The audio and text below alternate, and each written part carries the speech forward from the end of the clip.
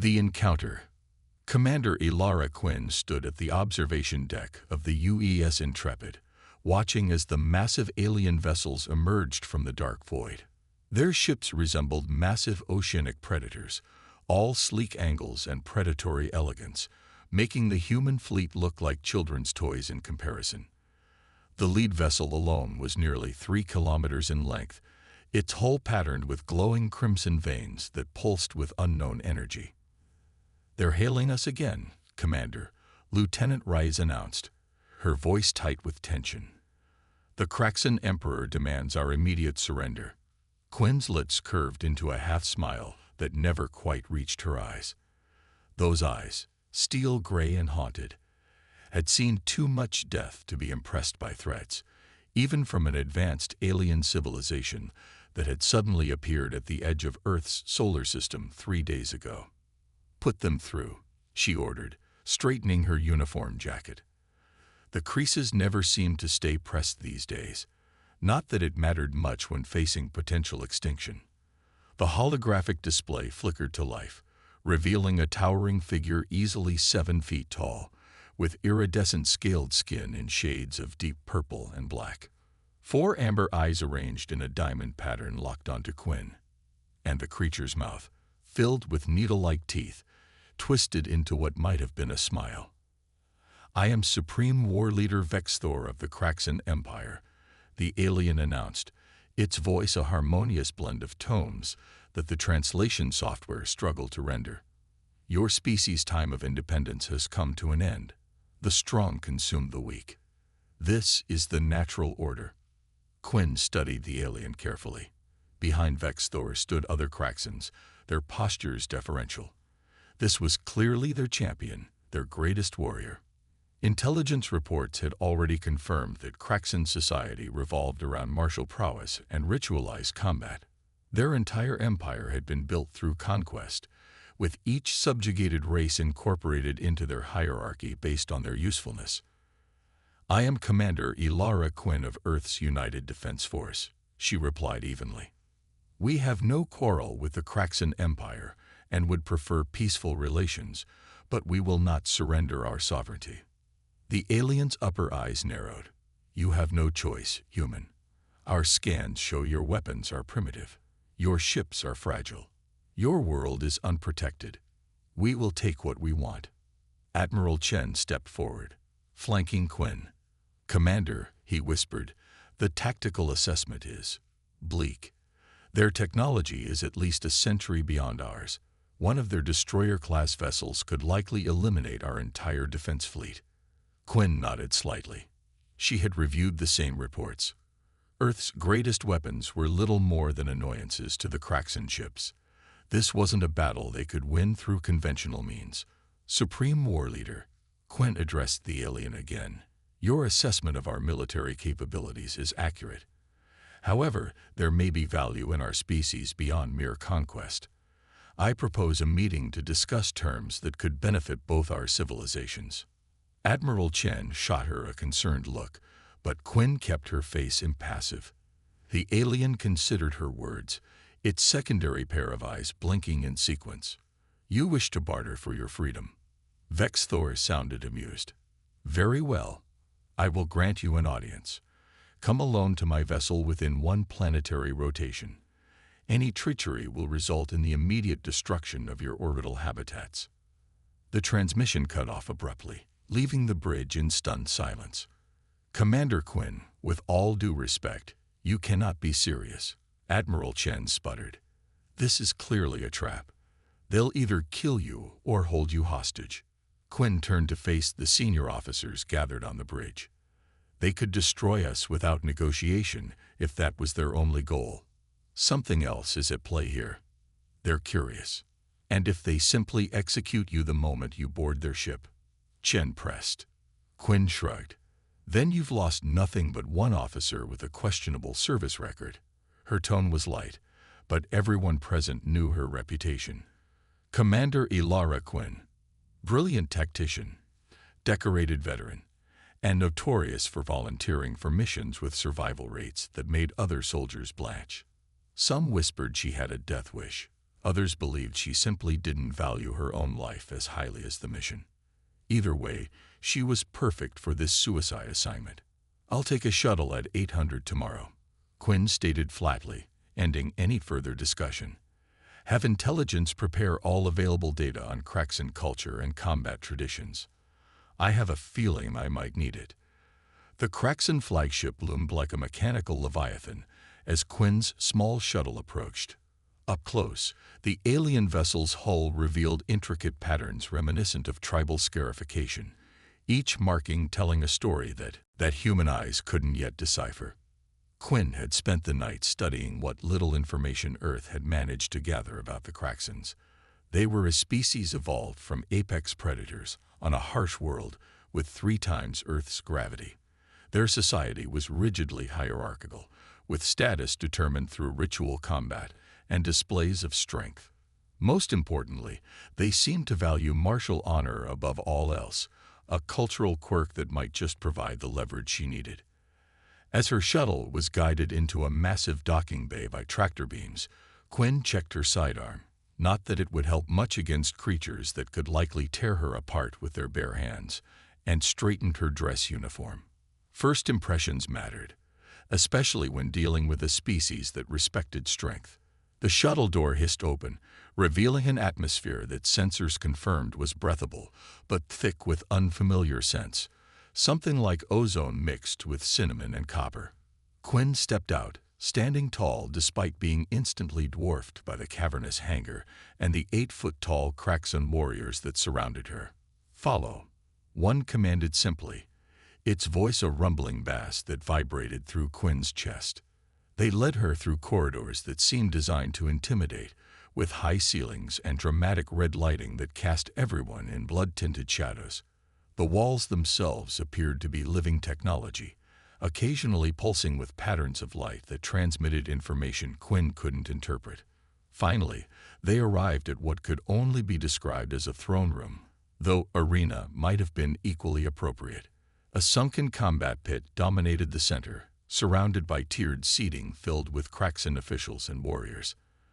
At the far end, seated on a massive chair carved from what appeared to be the skull of some enormous creature, waited Supreme War Leader Vexthor. Up close, the alien was even more imposing. Standing as Quinn entered, Vexthor towered over her, muscles rippling beneath scaled skin that shimmered with bioluminescent patterns. Quinn noticed fresh scars alongside ancient ones. This was no political figurehead, but a true warrior who regularly engaged in combat. "The human emissary approaches with neither escort nor visible weapons," announced a Craxan official. "Either very brave or very foolish." Quinn maintained eye contact with the war leader as she walked forward, stopping at the edge of the combat pit that separated them. "I come seeking understanding, not conflict." Vexthor's 4 eyes studied her with predatory intensity. "Understanding. Your species is young, barely spacefaring. What could you possibly offer the Craxan Empire besides submission?" "Innovation," Quinn replied without hesitation. "Humans adapt faster than any species you've encountered. We solve problems differently. We create technologies in ways your scientists might never consider." "Bold claims," Vexthor rumbled, beginning to circle the pit. Quinn mirrored his movements instinctively, maintaining the same distance. The Craxan officials murmured among themselves, clearly noting this behavior with interest. "In just 3 centuries, we progressed from primitive flight to interplanetary colonization," Quinn continued. "Given another century, we might even match your technological level. If we allowed you to live that long," Vexthor countered, his secondary eyes narrowing. "Exactly my point." Quinn stopped moving, standing her ground. "Conquering Earth would be simple for you, but enslaving us would waste our potential. We function best as allies, not servants." Laughter erupted from the assembled Craxans, a dissonant sound like grinding metal. Even Vexthor's mouth twisted in amusement. "You speak as though you have leverage in this exchange, human," he said. "Your bravery is admirable but misplaced. The Craxan Empire does not form alliances. We conquer, we subjugate, we rule." This is our way since the dawn of our civilization. Quinn had expected this response. Everything in her research indicated the Craxans respected strength above all else. Words alone wouldn't sway them. Then I propose a demonstration, she said clearly, her voice carrying throughout the chamber. A test of humanity's worth. The room grew quiet as Vex Thor tilted his massive head in curiosity. What test do you propose? Quinn took a deep breath. This was the moment her entire plan hinged upon, the calculated risk that might save Earth or doom her personally. Either outcome she could live with, or die with, as the case might be. Combat, she stated simply. Between you and me. Stunned silence fell across the chamber before being broken by roars of laughter and untranslatable Craxan exclamations. Vex Thor himself seemed momentarily speechless, all four eyes blinking in rapid succession. You challenge me? He finally asked, genuine confusion in his voice. I could snap your spine with one hand. Probably, Quinn acknowledged with a casual shrug that belied the rapid beating of her heart. But if your victory is so certain, you risk nothing by accepting. And if, by some miracle, I prove worthy, it would demonstrate that humans might have qualities valuable to the Craxan Empire. Vex Thor stepped closer to the pit's edge, studying Quinn with newfound interest. You would willingly face certain death for the slim chance of saving your species from servitude. I would, Quinn confirmed, maintaining steady eye contact despite the fear coursing through her veins. She had faced death before, had even courted it during her darkest days after the Titan colony massacre, but never quite so deliberately as this. The Supreme War Leader was silent for a long moment, the bioluminescent patterns on his skin flashing in complex sequences. Then he turned to address the assembled Craxans. This human challenges me to single combat, he announced, voice booming through the chamber. Such audacity deserves response. I accept this challenge under the ancient rites of Kravosh. The assembled aliens roared their approval, pounding armored fists against their chests in a thunderous rhythm. Quinn maintained her composed exterior even as her mind raced to process what she had just initiated. She had gambled everything on this moment, on her understanding of an alien culture gleaned from fragmentary intelligence. Vex Thor turned back to Quinn, his mouth stretched in what might have been a smile or a snarl. The combat will occur tomorrow, after you have been given time to prepare. If you survive for one full time cycle in the arena against me, your species will earn the right to join the Empire as probationary subjects rather than slaves. If you fall, Earth falls. And if I win? Quinn asked boldly. The question prompted another wave of alien laughter, but Vex Thor silenced it with a gesture. If you defeat me, he said, his tone making clear how impossible he found the notion. The Craxan Empire will recognize Earth's independence and offer a non-aggression pact. Quinn nodded, the terms better than she had hoped for. I accept. As guards moved to escort her to quarters prepared for her, Vex Thor called out one final question. What drives a human to face certain death so willingly, Commander Quinn? She paused, considering her answer carefully. The truth was complicated, rooted in survivor's guilt, in the faces of colonists she had failed to save, in nightmares that made her fear sleep more than death. But those were her demons to bear. Instead, she offered a truth that she knew the warrior culture would understand. Some things are worth dying for, Supreme War Leader. The question is whether anything is worth living for. Something shifted in Vex Thor's four-eyed gaze, a flicker of recognition, perhaps even respect. With a dismissive gesture, he ordered her taken away, leaving Quinn to wonder if she had just secured humanity's salvation or merely engineered her own elaborate suicide. Either way, tomorrow would bring an end to waiting, and for Ilara Quinn, that was almost a relief. The challenge. The quarters assigned to Quinn were surprisingly hospitable for a species that had evolved as apex predators. The gravity had been adjusted to Earth normal, and the temperature moderated to human comfort levels. Either the Craxans were remarkably considerate hosts, or, More likely, they wanted her at full strength for the spectacle to come. Quinn sat cross-legged on the floor, eyes closed in meditation, when the door slid open with a hydraulic hiss. A Kraxen entered, smaller than Vexthor, but still towering over her. Unlike the warriors she'd seen so far, this one's scales shimmered in shades of teal and gold rather than purple and black. "I am Teshla, custodian of ancient combat traditions," the alien announced. Its voice was higher-pitched than the others, almost melodic. "I have been instructed to explain the protocols of Cravosh." Quinn rose to her feet, noting that this Kraxen's posture seemed less aggressive than others of its kind.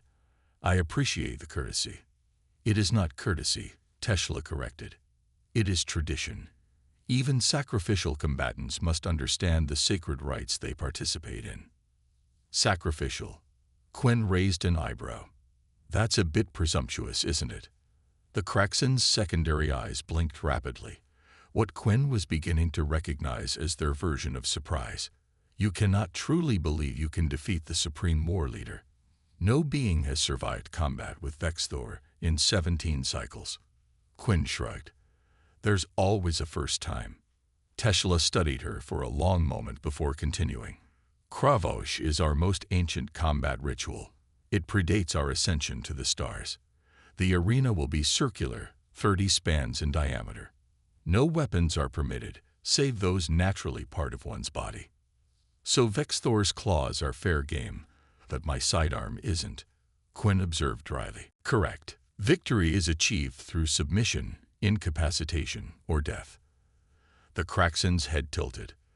"Though in your case, survival for one full-time cycle, approximately 1 Earth hour, would constitute success according to the terms set by the war leader." Quinn nodded, processing this information. An hour against a creature evolved for combat, with natural weapons and 3 times her strength. The odds were abysmal, but she had faced worse, or at least, that's what she told herself. "Is there anything else I should know about the ritual?" she asked. "Yes. Cravosh is not merely combat. It is a spiritual exchange. The arena is sacred ground where truth cannot be hidden." Teshla's voice took on a reverent quality. "By the shedding of blood, the soul is revealed." Quinn's expression remained neutral, but inwardly she flinched. If there was one thing she didn't want revealed, it was her soul, the darkness she carried, the weight of failure, the faces of the dead that haunted her sleep. "One question," Quinn said. "Is there any prohibition against using the environment of the arena itself?" Teshla's mouth opened slightly, exposing a glimpse of those needle-like teeth. "The arena is part of the combat. Using it shows wisdom and resourcefulness. But I'd warn you, Vexthor knows every aspect of that space. He has claimed 143 lives there." "Good to know," Quinn replied, her mind already calculating possibilities. "And what happens if I kill them?"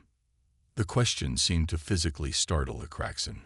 "That is theoretically possible, but has never occurred. If the Supreme War Leader were to fall, his successor would honor the terms of combat. This is our way." After Teshla departed, Quinn returned to her meditation, but her mind kept drifting to memories she'd spent years trying to suppress. 5 years earlier, Titan Colony. "Commander, we need to evacuate now." Lieutenant Rivera shouted over the emergency sirens. The mining facility's structural integrity alarms blared as the ice beneath them continued to fracture. Quinn checked her tablet one more time, counting life signs in the various sections of the colony. "We still have 23 civilians unaccounted for in Sector 7. That sector's already flooding with methane, ma'am. The environmental seals are failing." "Then I'll go alone. Get everyone else to the transport vessels." Quinn grabbed her emergency rebreather and headed toward the compromised section. "Commander, that's suicide," Rivera called after her. Quinn remembered turning back with a grim smile. "Only if I don't make it out, Lieutenant." Hours later, she had emerged from the collapsing structure with 18 survivors, having watched helplessly as 5 others were crushed when a support beam collapsed. The colony director had called her a hero. The military had awarded her the Stellar Cross for bravery. But in her dreams, she still heard the screams of those five she couldn't save, still felt the crushing weight of responsibility. That was the first time someone had suggested she had a death wish. It wouldn't be the last. The memory dissolved as Quinn opened her eyes, sensing another presence in the room. A different Craxon stood watching her, this one massive, with battle-scarred scales and ceremonial markings. "You are not what I expected, human," the deep voice rumbled. Quinn recognized Vex Thor immediately but showed no alarm as she rose to her feet. "What did you expect, Supreme War Leader?" Tears, pleas for mercy, perhaps desperate attempts to escape. His four eyes studied her with uncomfortable intensity. "Instead, you meditate like a warrior preparing for glorious battle. Is that not what tomorrow is?" She countered. "For me, perhaps. For you." He left the thought unfinished, moving closer to examine her. "Our intelligence suggested humans are emotional creatures, prone to fear and panic. Many are," Quinn acknowledged. "I've simply had more practice with death than most." This seemed to intrigue the alien commander. "You speak of death as an old acquaintance rather than an enemy." "In my line of work, it's more of a constant companion." Quinn met his gaze steadily. "Why are you here, Supreme War Leader?" "Scouting your opponent before battle seems beneath someone of your reputation." Vex Thor's scaled hide rippled with bioluminescent patterns that the translation software couldn't interpret. "Curiosity. In 17 cycles of conquest, no species has ever proposed what you did. I wish to understand if this was human courage or human madness." "Perhaps it's both," Quinn suggested. "We're complicated that way."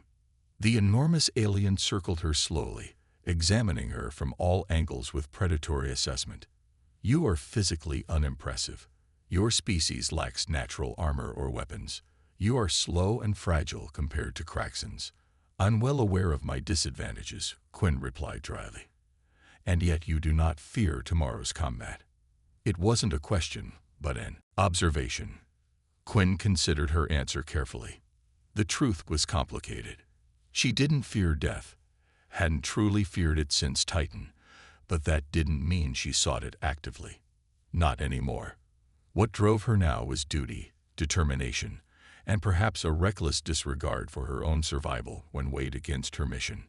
"I fear failure more than death," she finally said. "If I fail tomorrow, my entire species pays the price." Vex Thor stopped directly in front of her, towering nearly 3 feet above her. An honest answer, rare among diplomats. "I'm a soldier, not a diplomat." "Yes, that much is clear." The war leader's secondary eyes narrowed slightly. "Rest well, Commander Quinn. Tomorrow you will need all your strength." As he turned to leave, Quinn called after him. "One question, if you'll allow it." Vex Thor paused at the doorway, turning his massive head. "Why did you accept my challenge? You could have simply taken me prisoner or killed me on the spot. Your empire doesn't need to prove anything through this combat." The Craxon was silent for a long moment before answering. "In 17 cycles of expansion, we have conquered 37 intelligent species. Some fought bravely. Many surrendered immediately. A few tried deception or treachery." His voice lowered, becoming almost contemplative. "But none has ever challenged me directly, knowing the certain outcome. Such an act deserves respect." With that, he was gone, leaving Quinn alone with her thoughts and the looming reality of tomorrow's combat. She returned to her meditation position, focusing on her breathing and emptying her mind of fears and doubts. She had formulated a strategy based on everything she knew about Craxon physiology and culture, but its success relied on perfect execution and no small amount of luck. Sleep came fitfully that night, interrupted by the familiar nightmares, the faces of those she had failed to save not just on Titan, but on Mars during the oxygen riots, on Europa during the separatist uprising. Each mission had added to her reputation as a miracle worker, someone who could achieve the impossible and bring people home against all odds. The losses haunted her. The victories never seemed to balance the scales. Morning came with the artificial lighting of her quarters gradually increasing to simulate dawn. Quinn rose, performed a series of stretching exercises to loosen her muscles, and ate sparingly from the food provided, exotic fruits, and what appeared to be synthetic protein designed for human consumption. A delegation arrived to escort her to the arena. 4 Kraxan warriors in ceremonial armor that gleamed with oily iridescence under the lights. They said nothing as they led her through the massive vessel, but Quinn noted how other Kraxans stopped to watch her pass, their 4-eyed gazes filled with curiosity and something like anticipation. The arena was different from the previous day. Now the central pit glowed with soft blue light, and the surrounding tiers were filled with hundreds, perhaps thousands of Kraxans.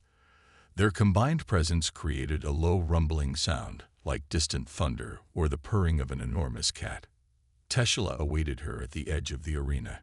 "You must remove your outer garments and footwear," the custodian informed her. "Only the base layer may be worn in crave."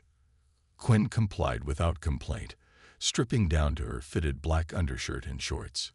The air felt cool against her exposed skin, raising goosebumps along her arms. "I will apply the sacred markings," Teshela continued, producing a small container of luminescent blue liquid. With surprising delicacy, the alien drew symbols on Quinn's forehead, shoulders, and the backs of her hands. "What do these represent?" Quinn asked, studying the unfamiliar patterns.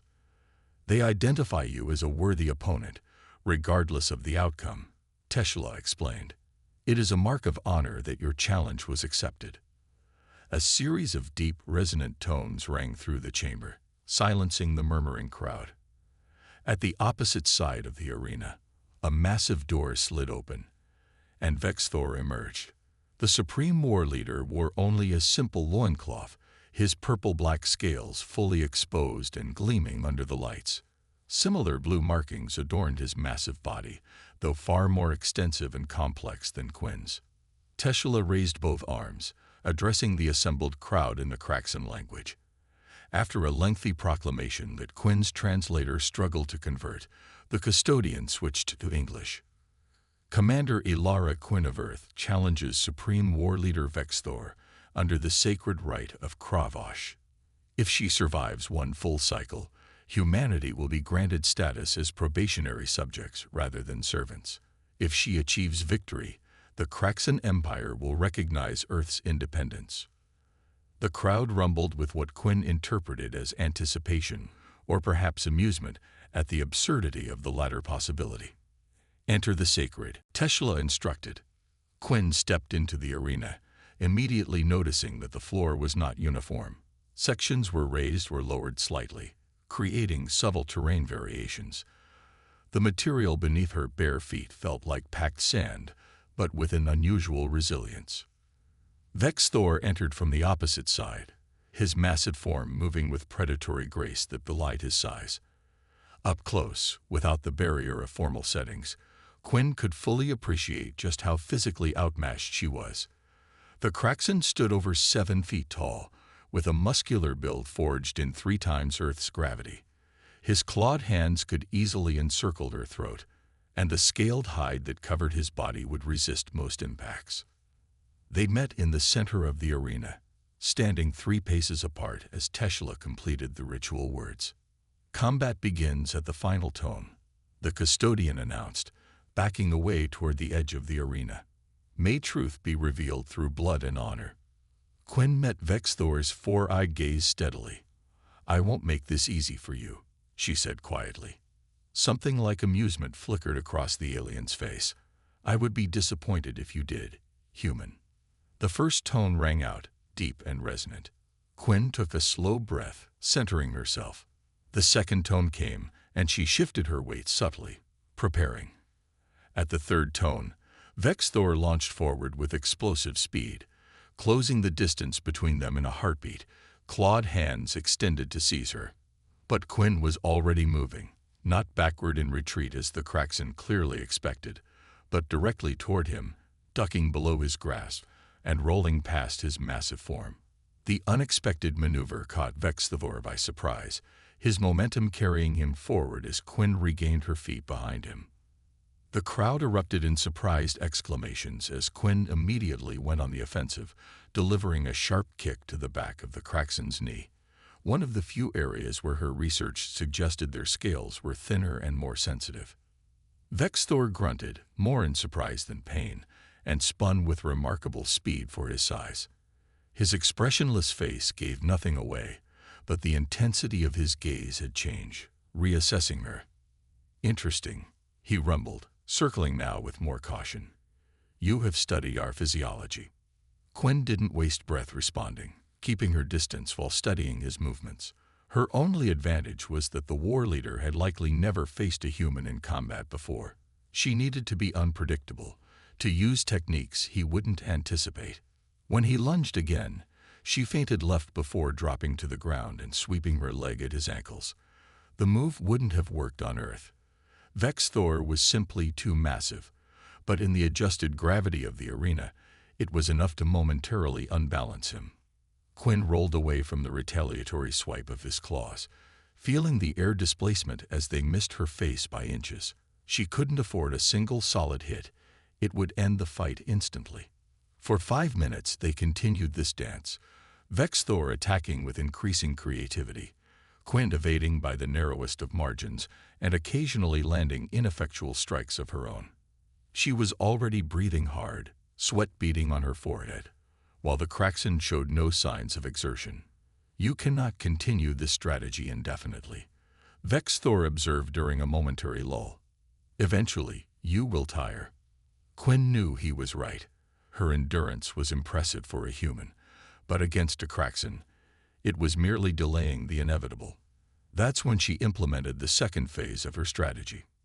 "Tell me, war leader," she said between controlled breaths, "have you ever wondered why your empire continues to expand? What drives the Kraxen need for conquest?" The question seemed to catch him off guard. "It is our nature. The strong rule the weak." Quinn circled to her right, keeping his attention on her words. "Is it nature, or simply habit? In my research, I found references to ancient Kraxen philosophy that valued wisdom equally with strength." Vex-Thor's secondary eyes narrowed.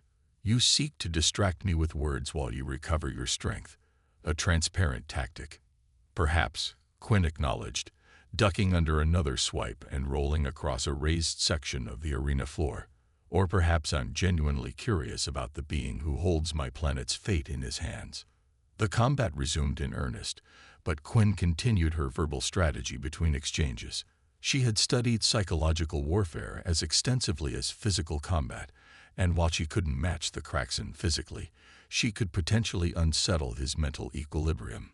"Your ancestors believed that understanding an opponent was as important as defeating them," she continued, narrowly avoiding a grapple that would have ended the match instantly. "Has the Empire forgotten that wisdom?"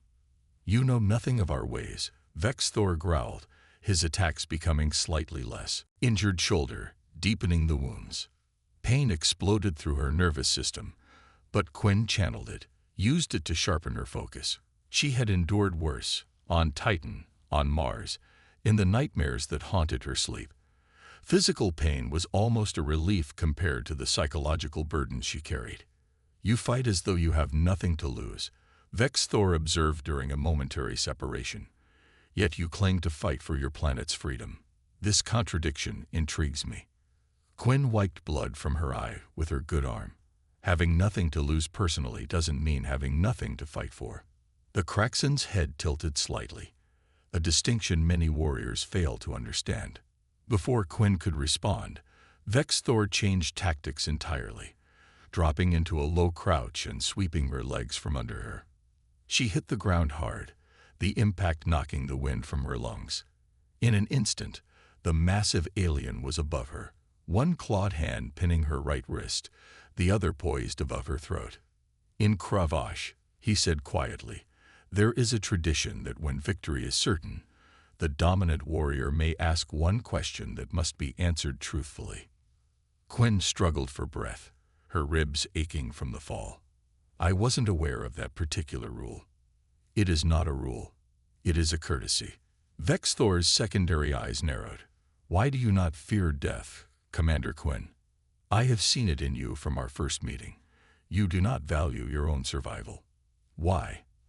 The question struck deeper than any physical blow. Quinn closed her eyes briefly, memories flooding back. The collapsing tunnel on Titan, the faces of those she couldn't save, the nightmares that followed her from mission to mission. Because I cheated it too many times, she finally answered, her voice barely above a whisper. I survived when others didn't. Better people. People who deserved to live more than I did. Vexthor's 4 eyes studied her face with unsettling intensity. Survivor's guilt. We have a term for this in our language. Crave. The burden carried by those left standing. Quinn met his gaze, surprised by the understanding she found there. And what does Craxan wisdom say about such a burden? That it can become either a warrior's greatest weakness or their greatest strength. Vexthor loosened his grip on her wrist, but remained poised above her. You have used yours as strength, channeling it into protecting others rather than seeking your own death. The insight was uncomfortably accurate. Quinn had volunteered for countless high-risk missions over the years, but never with the explicit goal of dying. Always with the purpose of saving others, of balancing the cosmic scales that had spared her while taking others. Using Vexthor's momentary introspection to her advantage, Quinn executed a desperate countermove, twisting her body and striking upward at the sensitive spot beneath the Craxan's jaw. The blow landed with precision, stunning him just long enough for her to slip from his grasp and regain her footing. The assembled Craxans murmured in amazement as their supreme war leader staggered backward, momentarily disoriented. Quinn pressed her advantage, delivering a series of quick strikes to vulnerable points before retreating to a safe distance. 50 minutes have elapsed, Teshla announced, voice tinged with what might have been excitement. 1/6 of the trial remains. Hope surged through Quinn's exhausted body. She might actually survive this, might secure better terms for Earth. But Vexthor was far from defeated. The Craxan shook off the effects of her strike, his scaled hide rippling with patterns of light that her translator couldn't interpret. You fight with the desperation of one defending their nest, he observed, circling her again. Yet you claim to be alone, unburdened by personal attachments. I fight for Earth, Quinn replied, struggling to maintain her stance as fatigue and blood loss began to take their toll. For 7 billion humans who don't deserve enslavement. Noble sentiments, Vexthor acknowledged. But incomplete. There is something more personal driving you. He was right, of course. Beyond duty, beyond survivor's guilt, there was something else that kept Quinn fighting when others would have surrendered. A stubborn refusal to let the darkness win, both the darkness outside and the darkness within herself. Their combat resumed with renewed intensity, Vexthor pressing his advantage while Quinn relied increasingly on unpredictable, desperate maneuvers. She was operating on instinct and adrenaline now, her trained responses blending with raw survival instinct. A powerful blow caught her in the ribs, and Quinn heard something crack. Pain exploded through her torso, making each breath a fresh agony. She stumbled but forced herself to remain upright, knowing that if she fell again, she might not rise. Impressive resilience, Vexthor commented, his own breathing finally showing. Coordinated, more forceful. Good. He was responding emotionally now. Quinn pressed harder. I know that for all your conquest, the Craxan birth rate has been declining for centuries, she said, recalling intelligence reports. I know that despite subjugating 37 species, your cultural output has stagnated. This time, when Vexthor lunged, his attack was telegraphed enough that Quinn not only evaded but managed to land a solid strike to his throat, one of the few vulnerable points her research had identified. The Craxan coughed, momentarily stunned, as the crowd fell silent in shock. You speak of things beyond your understanding, Vexthor said, his voice rougher now, the first sign that Quinn had actually caused him discomfort. Then help me understand, she countered, using the brief respite to catch her breath. Why does the mighty Craxan Empire fear a species as weak as humanity enough to demand our submission? Fear, The word emerged as a snarl, and Vexthor's next attack came with renewed fury. His claws caught Quinn's shoulder, tearing through her undershirt and leaving 3 parallel gashes that immediately began to bleed. Pain lanced through her, but Quinn forced herself to compartmentalize it, to keep moving. Blood dripped down her arm as she maintained distance, circling the arena. 20 minutes have passed, announced Tesla from beyond the arena's edge. 2/3 of the trial remains. Quinn knew she couldn't last that long, not now that she was injured. Her left arm was weakening, and the blood loss would eventually slow her reactions. It was time for her final gambit. "You're bleeding," Vexthor observed, stalking toward her with deadly purpose. "The scent of your blood.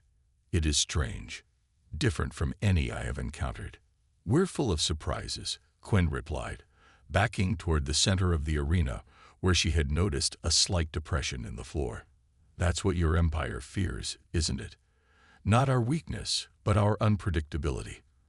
Our capacity for change." She allowed him to drive her toward the center, appearing to weaken and stumble. The Kraxan closed in for what he clearly intended to be the finishing move. "Your strategy has failed, Commander," he said, almost respectfully. "You have fought with honor, but the outcome was never in doubt." As his massive form lunged forward, Quinn executed the move she had been saving, dropping flat to the ground and using her legs to redirect his momentum, turning his size against him. Vexthor stumbled forward, off balance, and Quinn rolled aside just as the duel. Blood dripped from Quinn's shoulder, creating dark patterns on the arena floor. Each movement sent fresh waves of pain through her left side, but she kept her expression neutral. In Special Forces training, she had learned that showing pain was the same as showing weakness, and weakness was a luxury she couldn't afford right now. Vexthor circled her with measured steps, his 4 eyes continuously tracking her movements. The change in his approach was subtle but unmistakable. Where before he had attacked with overwhelming force, now he probed her defenses with calculated precision, testing her reactions and adaptability. "Fascinating," he rumbled as Quinn narrowly avoided a sweeping strike. "Most species become predictable when injured. You become more creative." Quinn didn't waste breath responding. She was conserving energy, calculating odds, and watching for patterns in the Kraxan's movements. Her revelation about the void play had clearly unsettled him, creating an opening, not physical, but psychological. 40 minutes have elapsed, Tesla announced from the sidelines. 1/3 of the trial remains. The crowd had grown increasingly quiet, the initial bloodlust giving way to something like fascination. Many of the assembled Kraxans leaned forward, their 4 eyes fixed on the human who had survived far longer than any had anticipated. Quinn feinted left, then dropped low as Vexthor countered, using the momentum to slide between his legs and emerge behind him. Before he could turn, she delivered a precise strike to a point just above his kidney analog, another vulnerable spot her research had identified. The Kraxan warrior grunted in genuine pain, his secondary eyes blinking rapidly.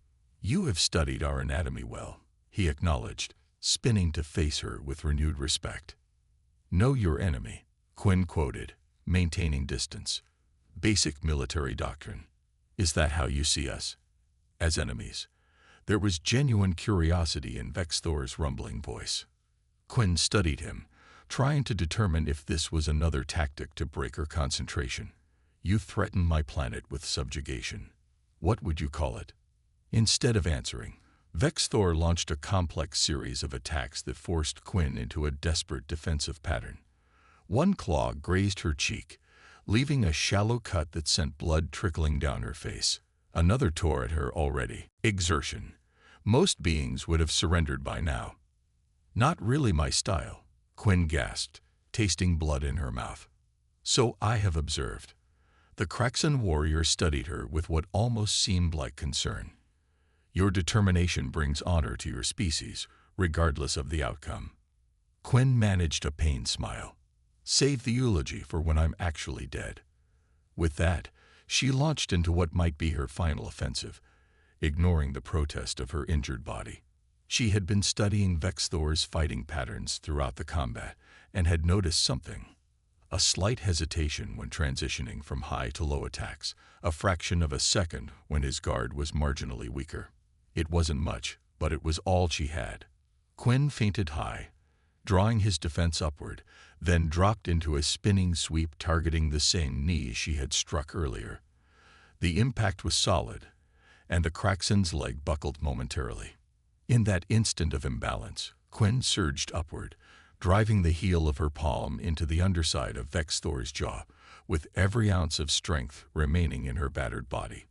The blow snapped the alien's head back, 4 eyes blinking in astonishment. For a breathless moment, the Supreme War Leader swayed on his feet. The arena fell completely silent, thousands of Kraxens watching in disbelief as their undefeated champion momentarily faltered. Then Vex Thor steadied himself, shaking off the impact. But instead of counterattacking immediately, he regarded Quinn with newfound respect, perhaps even admiration. "No being has struck me with such effect in 17 cycles," he stated, the admission clearly significant within Kraxen culture. Before Quinn could respond, Tesla's voice rang out. "The trial time is complete. The human has survived the sacred crave." A strange sound filled the arena, a rhythmic clicking that Quinn realized was the Kraxen equivalent of applause. She stood swaying, blood dripping from multiple wounds, ribs screaming in protest with each breath, but victorious in her goal. Earth would not be enslaved. Humanity would enter the galactic stage as probationary subjects rather than servants. Not ideal, but a foundation they could build on. Vex Thor approached her, towering over her battered form. For a moment, Quinn tensed, unsure of his intentions. Then, to her astonishment, the Supreme War Leader extended his massive hand in what could only be interpreted as a gesture of respect. "You have earned your planet's reprieve, Commander Quinn," he announced formally. "The Kraxen Empire acknowledges humanity's potential." Quinn grasped his scaled forearm in the traditional warrior's grip she had seen Kraxens use with each other. "Thank you, Supreme War Leader." As medical attendants rushed forward to treat her injuries, Vex Thor leaned closer, his voice lowered for her ears alone.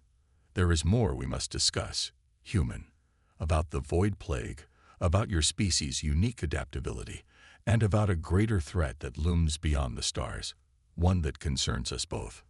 Quinn met his 4-eyed gaze with surprise. "A greater threat? One that makes our conflict seem insignificant by comparison." The Kraxen's voice was grave. "Rest and heal. We will speak again when you are stronger." As she was led from the arena, supported by medical attendants, Quinn glanced back at Vex Thor. The Supreme War Leader stood watching her departure, his scaled form silhouetted against the arena lights, 4 eyes gleaming with an emotion she couldn't quite interpret. Whatever this greater threat was, it had clearly unsettled the mighty Kraxen leader, and that perhaps was more concerning than anything Quinn had faced so far. In the medical bay of the Kraxen flagship, Quinn drifted in and out of consciousness as alien technology repaired her damaged body. The treatment was remarkably effective, knitting torn flesh and mending broken bones with a speed that would have seemed miraculous by Earth standards. During her lucid moments, she pieced together fragments of conversation from the Kraxen medical staff. They seemed fascinated by human physiology, particularly the speed with which her body responded to their treatments, accelerated healing that apparently exceeded their expectations. "The adaptability extends to cellular level," one said, voice tinged with scientific curiosity. "Remarkable regenerative response." "The war leader was correct," another replied. "They are unlike the others." Quinn filed away these observations, adding them to her growing understanding of why the Kraxens had targeted Earth. It wasn't just territorial expansion. They were specifically interested in human biological and psychological resilience. On the 3rd day of her recovery, Tesla visited, the custodian's teal and gold scales shimmering under the medical bay's lights.